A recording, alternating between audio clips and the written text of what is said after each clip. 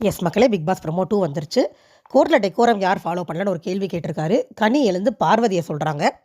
உடனே பார்வதி ஷாக்கிங்காக பார்க்குறாங்க. என்னமோ இவங்க ஒழுக்கமாக இருந்த மாதிரியும் கனி தேவையில்லாமல் பழி போடுற மாதிரியும் ஒரு லுக் ஒன்று கொடுக்குறாங்க. அது என்னத்துக்குன்னு தெரியல நம்மளுக்கு. அப்புறம் வியானா எழுந்து வினோத்தை சொல்கிறாங்க. விஜய் சேதுபதி 2 பேருமே நிற்க வச்சு கேட்குறாரு. நீங்கள் வந்து டெக்கோரம் ஃபாலோ பண்ணாமல் இருந்தீங்கன்னா அது ஒன்றும் ரொம்ப க்யூட்டாக அழகாக இருக்கிறது இல்லை. பிக் பாஸ் கொடுக்குறத நீங்கள் ஒழுங்காக பண்ணால் தான் நீங்கள் பிக் பாஸ் மதிக்கிறீங்கன்னு அர்த்தம் அப்படின்னு. யாருக்கு கிளாஸ் எடுக்கிறாரு? பார்வதிக்கும் வினோத்துக்கும். புரியக்கூடிய ஆளுங்களா 2 பேரும். இவர் இப்படி எல்லாரையும் நிற்க வச்சு கிளாஸ் எடுத்தா இவங்களுக்கெல்லாம் புரியுமா? எவ்வளோ இன்னைக்கு 70th டே ஆயிடுச்சு. முதல் நாள்லேன்னு சொல்லிட்டுருக்காரு. நீட்டாக பண்ணுங்க டாஸ்க்குன்னு. பிக் பாஸ்லாம் கதறாத குறை.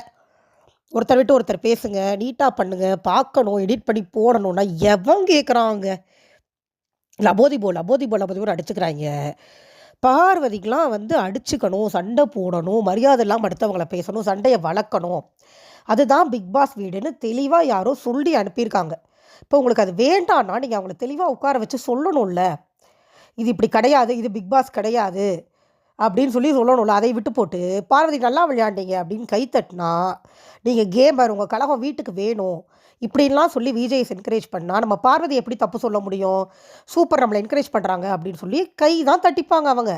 அவங்க சொல்கிறாங்க இந்த வாரம் அவங்க நாமினேஷனில் வராததுக்கு காரணம் விஜய்ஸ் அவங்கள பாராட்டிட்டு போனது தான்னு அவங்க உட்காந்து சாண்ட்ரா கிட்ட சொல்லிட்டு இருக்காங்க வீக் டேஸில்.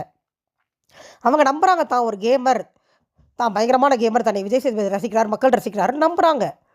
அவங்க அதுக்கு தகுந்த மாதிரி ஒரு பிஆர் டீமும் செட் பண்ணிட்டு போயிருக்காங்க. அவங்க அப்படி தான் இருப்பாங்க. நம்ம வேறு எதுவும் எதிர்பார்க்க முடியாது.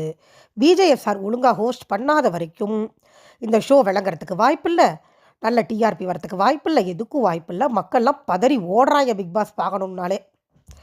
முக்கியமாக இந்த மாதிரி இன்டீசன்ட் கண்டஸ்டன்ஸ் இருக்கிறதுனால தான். இதுதான் டிஆர்பின்னு சொல்லி வச்சு ஓட்டுறாங்க அப்படின்னா ஓட்டிட்டு போட்டும். நம்ம ரிவ்யூ போடுற ஒரு வேலைன்னு எடுத்துட்டதுனால உட்காந்து பார்த்துட்ருக்கோமே ஒழிய டிஆர்பி ஏறவோ எதுக்குமே வாய்ப்பில்லை. அடுத்த ப்ரோமோவில் என்ன சொல்கிறாங்கன்னு பார்க்கலாம். Thank you so much. சப்போர்ட் பண்ணுங்கள். நன்றி.